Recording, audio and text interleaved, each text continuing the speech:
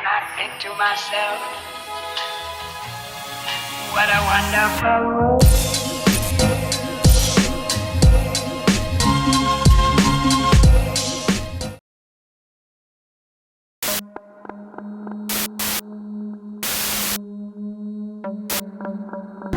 You okay? Just head back to the trail. I'll meet you guys up there.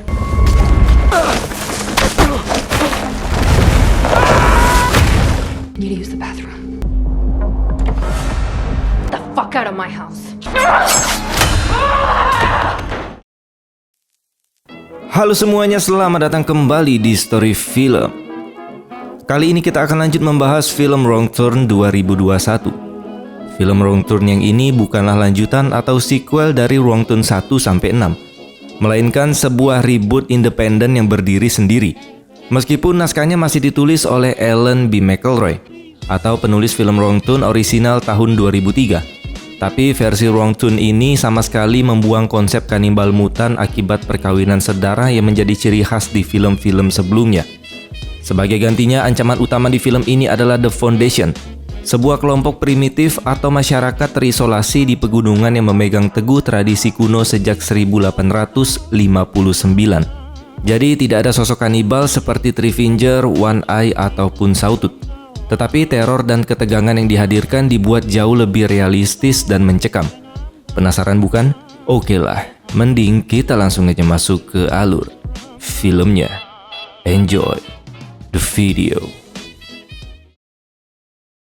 Di awal film, seorang ayah bernama Scott mengitari daerah pegunungan Virginia untuk mencari putrinya yang bernama Jennifer, di mana Jennifer hilang tanpa kabar selama 6 minggu. Darius Clements, they're friends. Legend trails a hefty piece of real. Dramatic, I rarely. Most are gone by sunup. Flights are beat. Setelah bertanya ke polisi hingga hotel tempat Jennifer menginap, tetap saja dia tidak mendapatkan hasil. Lalu Scott mendatangi sebuah bar. Di sana seorang pria tua mengaku pernah melihat Jennifer bersama 5 temannya. Pria itu menduga mereka pergi ke hutan dan memperingatkan Scott untuk pulang saja, karena mereka tidak akan bisa ditemukan lagi. Alur film pun mundur ke 6 minggu sebelumnya, di mana Jennifer dan 5 temannya sedang berlibur ke pegunungan Virginia. Mereka pergi secara berpasangan, Jennifer bersama Darius, Adam bersama Mila, serta Gary bersama Julian.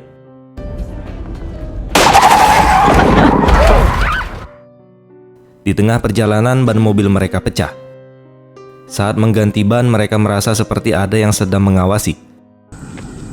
Single parent.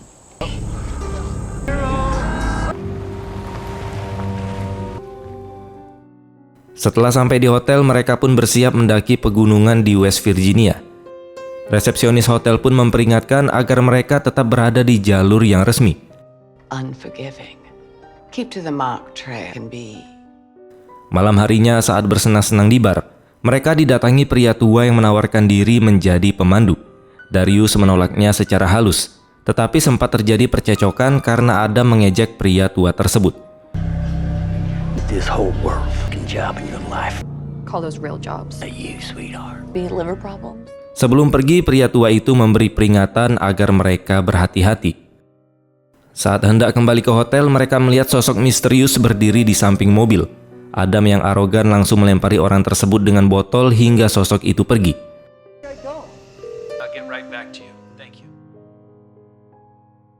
Pagi harinya saat jogging, Jennifer bertemu seorang wanita penjual aksesoris yang mencurigakan bersama anaknya yang agak pemalu bernama Ruthie.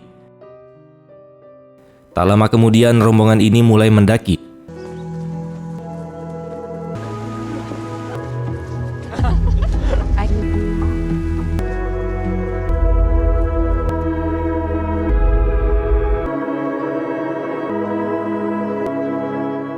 Di tengah perjalanan, Darius mengajak mereka menyimpang keluar dari jalur resmi untuk mencari pemandangan yang lain. Jennifer sempat ragu karena mengingat pesan dari resepsionis hotel, di mana mereka harus tetap mengikuti jalur yang ada. Tetapi akhirnya dia juga setuju setelah terbujuk oleh si Darius. Setelah berjam-jam berjalan, mereka malah tersesat, hingga akhirnya Gary tewas mengenaskan akibat tergencet batang kayu raksasa.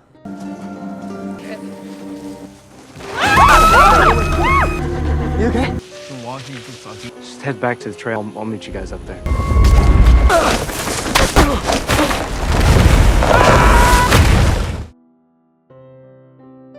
Julian tidak terima pacarnya tewas secara tragis dan dia terus menyalahkan Darius karena mengajak menyimpang dari jalur yang ada. Saat itu Jennifer merasa seperti ada yang sedang mengawasi mereka. Hingga malam tiba, mereka belum menemukan jalan keluar dan memutuskan untuk berkemah. Pagi harinya mereka menyadari Mila dan seluruh ponsel mereka telah menghilang. Karena Jennifer sempat melihat sosok misterius di sekitar kemah semalam, Adam yakin Mila diculik oleh orang-orang tersebut. Mereka pun bergegas mencari Mila. Sleeping in the graveyard. What? Exploration pledge to the... Hey, no. Saat pencarian, Jen kembali melihat anak kecil bernama Ruthie, anak dari wanita penjual aksesoris di kota sebelumnya. Adam yang curiga langsung mengejarnya, namun kaki Adam terkena perangkap dan ditarik ke dalam lubang. You hear me? Adam! Tanpa ponsel dan GPS, mereka semakin ketakutan dan berusaha mencari jalan keluar. Mereka lalu menemukan gubuk berisi barang-barang curian seperti tas dan ponsel. Di sana mereka melihat dua orang berpakaian aneh membawa Adam yang terikat seperti babi guling. Darius menghampiri mereka dan meminta Adam untuk dilepaskan. Kedua orang itu mencoba menjelaskan sesuatu dengan bahasa primitif yang tidak mereka mengerti. Tiba-tiba Adam tersadar dan langsung membunuh salah satu dari mereka. Sementara yang satunya lagi berhasil kabur. Mereka pun syok melihat aksi Adam. Adam berdalih terpaksa melakukannya karena mengira orang tersebut telah menculik dan membunuh Mila. Namun tiba-tiba si Mila muncul dan ternyata dia masih hidup. Dia mengaku hanya pergi buang air kecil. Mereka pun panik karena telah salah sangka. Tetapi Adam dan Darius tetap yakin dua orang itu berbahaya, serta bertanggung jawab atas jebakan batang pohon yang menewaskan Gary. The snare trap and the lumber mill, riding those, they probably killed Gary. Saat melanjutkan perjalanan, Darius terkena jebakan meski dia masih selamat. Stepped on something to trigger it. Tak lama kemudian Julian diculik oleh orang gunung. Luis? Ternyata mereka semua memang sudah diincar. Mila lalu jatuh ke jebakan berduri hingga tubuhnya tertancap. Run!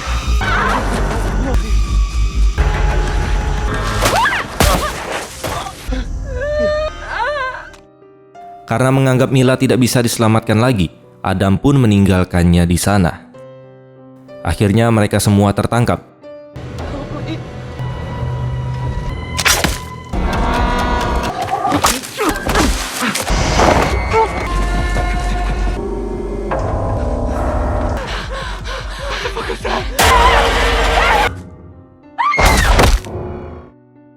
Jennifer terbangun di dalam sumur yang gelap.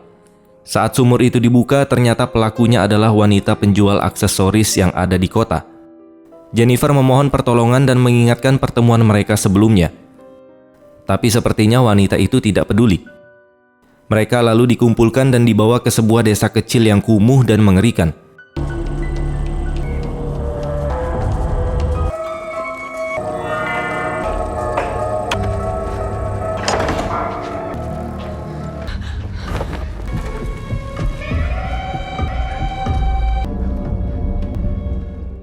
Di dalam sebuah ruangan muncul pria bertopeng tengkorak yang merupakan pemimpin desa tersebut. Dia menyatakan tempat itu adalah ruangan pengadilan dan mereka akan diadili atas kasus pembunuhan. Anggota desa lalu memberikan kesaksian satu persatu. Saksi pertama bernama Hobbs. Dia mengaku pernah melihat rombongan Jennifer saat mengganti ban mobil. Hobbs ternyata adalah sosok yang dilempari botol oleh Adam di samping mobil. Dia bersaksi bahwa para remaja ini berkata kasar dan membenci mereka. Saksi kedua bernama Morgan, saudara dari Samuel yang dibunuh oleh Adam. Morgan menjelaskan bahwa saat itu mereka sedang berburu rusa untuk persiapan musim dingin dan menemukan Adam terluka pingsan akibat jebakan yang mereka buat. Mereka pun berniat membawa Adam untuk diselamatkan. Namun di jalan mereka diserang hingga Samuel pun tewas. Sebenarnya niat mereka ini baik. Tetapi bahasa primitif dan pakaian berburu mereka yang aneh untuk menyamarkan aroma dari hewan. Hal itulah yang membuat rombongan Jennifer salah paham. Pemimpin desa lalu meminta kejujuran Jennifer apakah Adam yang telah membunuh Samuel, dengan adanya ancaman ganjaran jika dia berbohong. Di sini pun Jennifer berbohong dan membantah. Namun mereka mengeluarkan mayat Samuel sebagai bukti. Pemimpin desa bertanya kepada Ruthie yang melihat kejadian di lokasi. Lalu Ruthie menunjuk Adam. Pengadilan pun memutuskan Adam bersalah atas pembunuhan dan harus dihukum mati. Sementara Darius, Jennifer, dan Julian dinyatakan bersalah karena memberi kesaksian palsu. Dan mereka akan diberi hukuman kegelapan. Sebelum dihukum, mereka dibawa menyaksikan eksekusinya Adam. Adam dihukum mati dengan cara kepalanya dipukul sampai hancur, sama seperti cara dia membunuh Samuel.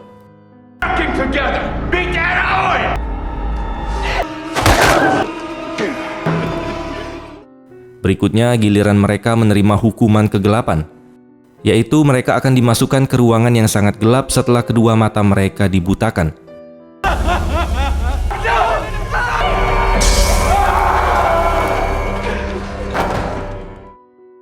Setelah Julian, kini giliran Darius. Namun Jennifer langsung mengajak bernegosiasi. Dia menawarkan bahwa Darius bisa membantu membangun komunitas, seperti memperbaiki rumah dan mencari air bersih. Sementara Jennifer menawarkan diri menjadi istri bagi siapa saja yang membutuhkan, karena dia masih muda, sehat, dan bisa memberikan keturunan yang cukup unggul. Akhirnya tawaran tersebut diterima, dan mereka dijadikan warga yang setia. Lalu pemimpin desa itu sendiri yang akan mengambil Jennifer sebagai istrinya.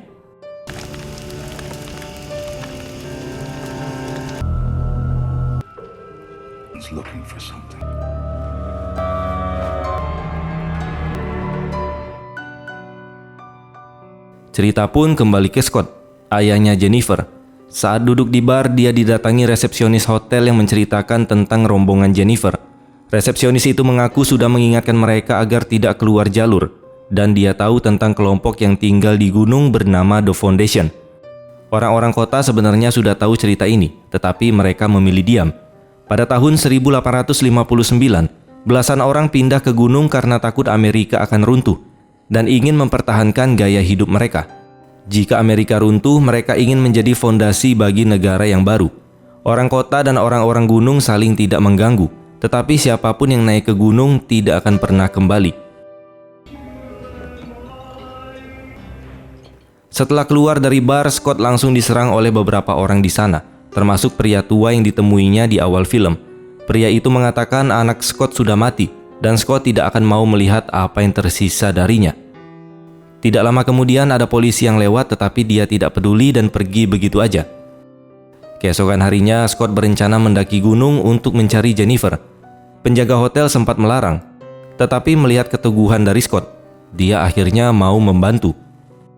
Dia membawa Scott ke rumah keponakannya yang bernama Shaw, seorang pemburu yang paham seluk-beluk hutan tersebut. Dengan bayaran $5.000, Shaw pun setuju untuk memandu Scott masuk ke hutan. Shaw sendiri membenci orang-orang gunung karena pernah dipanah saat berburu, dan dia ingin balas dendam. Mereka pun pergi bertiga, Scott, Shaw, dan anaknya Shaw.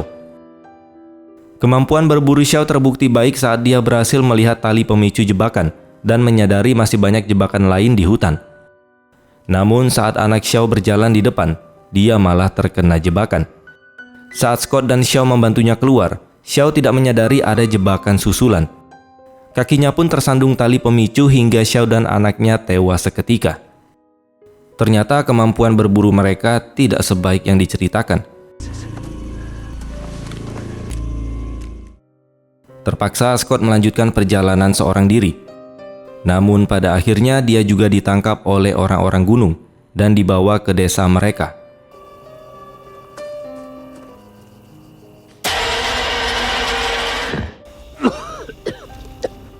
Di sana Scott bertemu Darius dan Jennifer.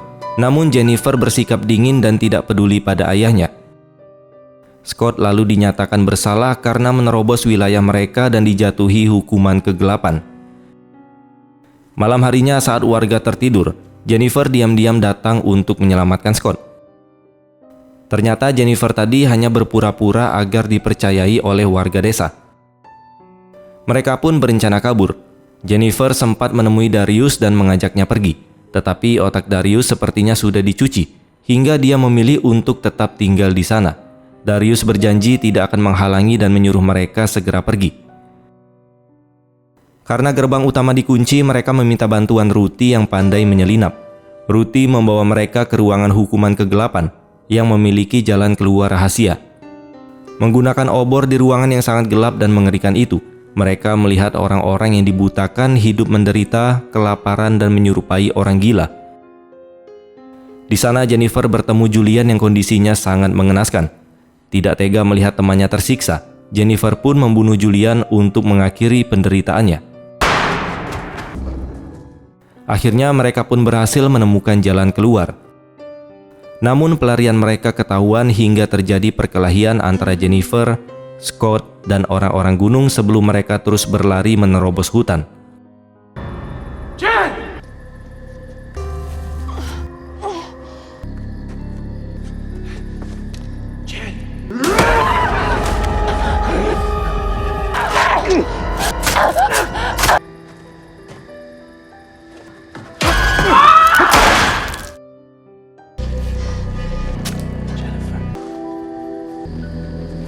Let's go. Di tengah hutan, Jennifer dan Scott bertemu dengan rombongan dari bar. Pria tua bar itu berkata bahwa dia sudah menduga akan bertemu mereka di sana. Kedatangan mereka kali ini adalah untuk membantu. Awalnya Scott dan Jennifer tidak percaya karena Scott sempat dipukuli oleh mereka. Pria tua itu menjelaskan kalau dia memukuli Scott pada saat di bar supaya si Scott ini kapok. Jadi dia membatalkan niatnya dan tidak nekat masuk ke dalam hutan. Pria tua itu memiliki trauma mendalam karena keponakannya hilang di hutan ini 6 tahun lalu dan mayatnya tidak pernah ditemukan. Itulah alasan dia sangat membenci orang-orang gunung. Berkat bantuan mereka, Scott dan Jennifer akhirnya berhasil lolos dan kabur dari hutan tersebut.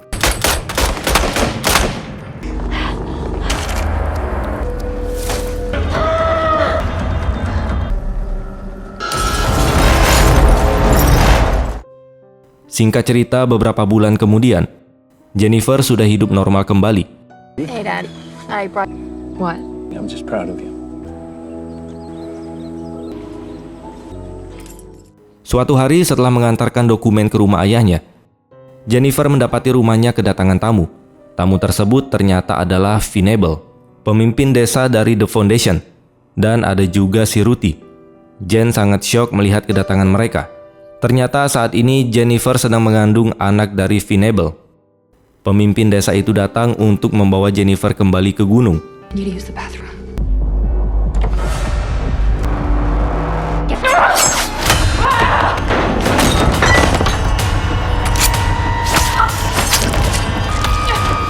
Demi melindungi keluarganya dari ancaman, Jennifer terpaksa menyetujui ajakan tersebut dengan syarat keluarganya tidak boleh diganggu ataupun disakiti.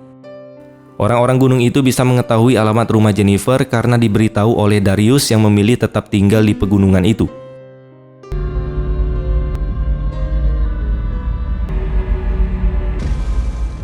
Namun di tengah perjalanan menuju ke pegunungan, Jennifer melancarkan aksinya. Dia membantai seluruh orang-orang gunung yang ada di dalam mobil dan berhasil selamat bersama si Ruthie.